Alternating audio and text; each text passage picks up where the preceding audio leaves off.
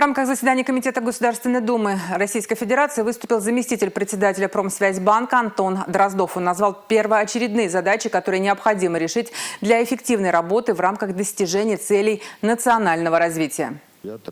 Роль банков в период санкционного давления возрастает в разы. Финансовые институты столкнулись с новыми требованиями и задачами, которые необходимо решить. Так, проекты в импортозамещении сейчас могут быть достаточно сложными. Банкам важно скоординировать работу с институтами развития и промышленными кластерами при их реализации.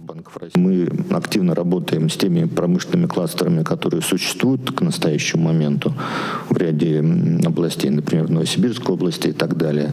Видим, что они действительно решают ряд задач, таких как передачу технологий двойного назначения, таких как формирование новых цепочек поставок, таких как обеспечение спроса. И, на наш взгляд, это очень важный институт, который необходимо развивать, в том числе, например, в Чувашской области. Антон Дроздов отметил, что для эффективного решения задач импортозамещения также нужны инструменты, обеспечивающие спрос на продукцию и долгосрочные контракты. ФСБ продолжит оказывать всестороннюю поддержку промышленным проектам для выполнения национальных целей развития.